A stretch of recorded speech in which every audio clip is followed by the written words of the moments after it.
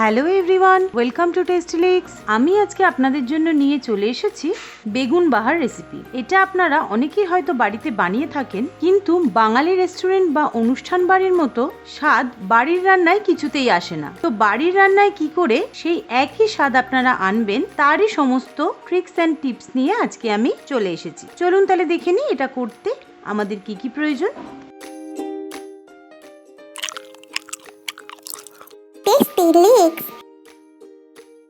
এখানে আমি 6টা মাঝারি সাইজের বেগুন নিয়ে নিয়েছি।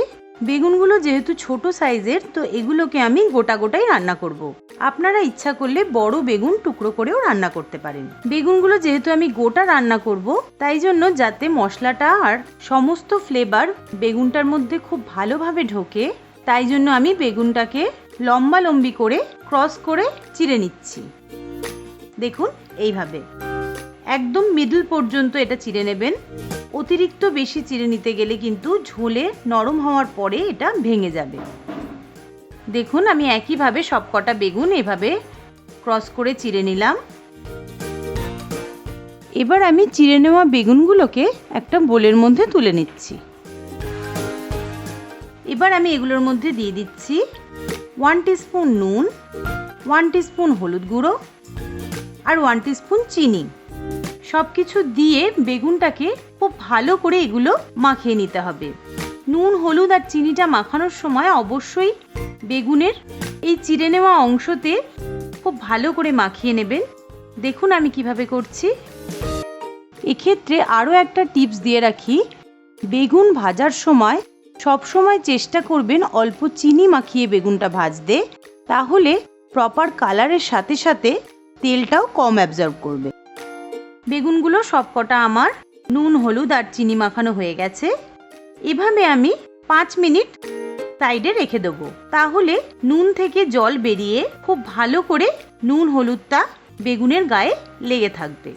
5 মিনিট পর একটা কড়াই গরম করে আমি তার মধ্যে দিয়ে দিচ্ছি 1 কাপ রিফাইন্ড অয়েল।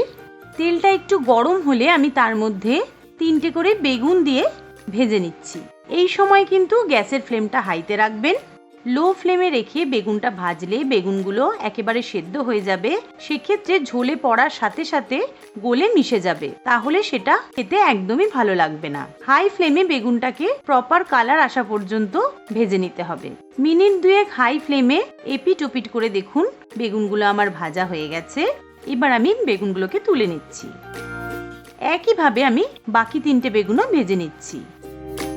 এই বেগুনগুলো যতক্ষণ ভাজা হচ্ছে ততক্ষণ চলুন আমি একটা মশলা তৈরি করে নিই। মশলা তৈরির জন্য একটা মিক্সিং জারে আমি নিয়ে নিচ্ছি 5 টেবিল স্পুন সাদা কালো সর্ষে। আমি বেশিরভাগ সর্ষের রান্নায় সাদা কালো সর্ষে মিশিয়ে করি, তাই জন্য আমি সাদা কালো সর্ষে একসাথে মিশিয়েই স্টোর করে রাখি। আপনারা যদি আলাদা স্টোর করে রাখেন, সেক্ষেত্রে 2.5 চামচ সাদা সর্ষে, 2.5 চামচ কালো সর্ষে এখানে ব্যবহার করবেন। 2 রকম সর্ষে একসাথে ব্যবহার করে রান্না করলে এটার টেস্টটা বেশি ভালো হবে। এর মধ্যে আমি দিয়ে দিচ্ছি 8 থেকে 10টা কাঁচা লঙ্কা। সর্ষে বাটার রান্না একটু ঝাল না হলে সেটার প্রপার টেস্ট আসে না। আর দিয়ে দিচ্ছি 10 থেকে 15 কোয়া রসুন। রসুনের পরিমাণটা একটু এখানে বেশি ব্যবহার হবে, না হলে কিন্তু প্রপার বাঙালি রেস্টুরেন্ট বা অনুষ্ঠান বাড়ির টেস্টটা আসবে না। এগুলো দিয়ে প্রথমে আমি একবার ড্রাই গ্রাইন্ড করে নিচ্ছি। দেখুন এটা ড্রাই গ্রাইন্ড করে নেওয়ার পর আমি এর মধ্যে দিয়ে দিচ্ছি 1/2 কাপ জল। জলটা দিয়ে এবারে আমি এটার একটা ফাইন পেস্ট তৈরি করে নিচ্ছি। দেখুন পেস্টটা আমার তৈরি হয়ে গেছে। চলুন এবার দেখে নিই বেগুনগুলো কতটা ভাজা হয়েছে। দেখুন হাই ফ্লেমে এপিট ওপিট করে এই বেগুনগুলো আমার ভাজা হয়ে গেছে। এবার এই বেগুনগুলোকেও আমি তুলে নিচ্ছি। এই পড়ে থাকা তেলটা আমি আর এই রান্নায় ব্যবহার করব না, এটা আমি ছাঁকনিতে ছেঁকে স্টোর করে রাখবো। আমি অন্যান্য যে কোনো রান্নায় এটা ব্যবহার করে নিতে পারবো। এবারে আমি একটা কড়াই নিয়ে নিয়েছি।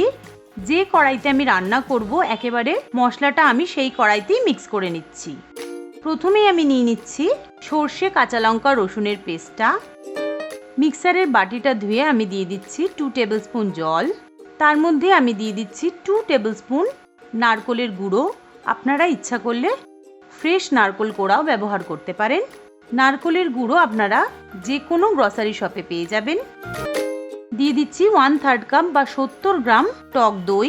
দিয়ে দিচ্ছি 2 টিস্পুন নুন, 1 টিস্পুন হলুদ গুঁড়ো। এবার আমি এর মধ্যে দিয়ে দিচ্ছি 3 টেবিল স্পুন সর্ষের তেল। তেলটা দিয়ে খুব ভালো করে এটাকে আমি মিশিয়ে নিচ্ছি।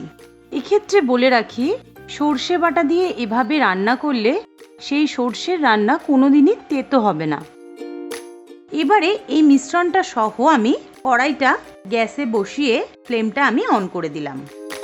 লো টু মিডিয়াম ফ্লেমে রেখে এটাকে ঢাকা দিয়ে আমি রান্না করব মিনিট 5 জন্য।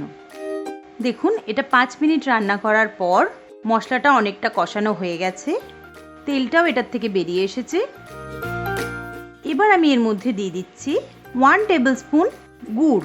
গুড়ের পরিবর্তে আপনারা চিনি ব্যবহার করতে পারেন। যারা আমার রান্না রেগুলার ফলো করেন তারা জানেন আমি চিনির ব্যবহার খুব কম করি, কেন কি চিনি একটা আনহেলদি অপশন। আপনারা ইচ্ছা করলে গুড়ের পরিবর্তে চিনি অবশ্যই ব্যবহার করতে পারেন। এক্ষেত্রে আরও একটা কথা বলে রাখি, সর্ষে, রসুন আর সর্ষের তেলের ঝাঁঝটা ব্যালেন্স করার জন্য এই রান্নায় কিন্তু মিষ্টির পরিমাণটা একটু বেশি ব্যবহার হয়। তবে আপনারা যারা অতিরিক্ত ঝাল পছন্দ করেন তারা সেক্ষেত্রে নিজের টেস্ট অনুযায়ী আরও কম গুড় বা চিনি ব্যবহার করবেন। এটা দিয়ে খুব ভালো করে আমি মিশিয়ে নিচ্ছি। এবারে আমি এর মধ্যে ভেজে নেওয়া বেগুনগুলো দিয়ে দিচ্ছি। বেগুনগুলোকে দিয়ে একবার আমি একটু উল্টে পাল্টে নিলাম। বেগুনগুলো দিয়ে ঢাকা দিয়ে আমি এটাকে 1 মিনিট মতো লো ফ্লেমে রান্না করব। 1 মিনিট পর ঢাকাটা খুলে বেগুনগুলো একটু উল্টে পাল্টে আমি এটাকে আরও 30 সেকেন্ডের জন্য রান্না করে নেব। আবারও আমি এটা ঢাকা দিয়ে দিলাম। 30 সেকেন্ড পর ঢাকা খুলে আমি ওপর থেকে দিয়ে দিচ্ছি 2টো কাঁচা লঙ্কা, দিয়ে ঢাকা দিয়ে গ্যাসের ফ্লেমটা একদম লো করে আমি আরও 30 সেকেন্ড এটাকে রেখে দেবো। তাহলেই এটা রেডি হয়ে গেল। দেখুন, বাঙালি রেস্টুরেন্টের মতো বেগুন বাহার আমার একদম রেডি হয়ে গেছে। এবার আমি এটাকে সার্ভ করে দিচ্ছি।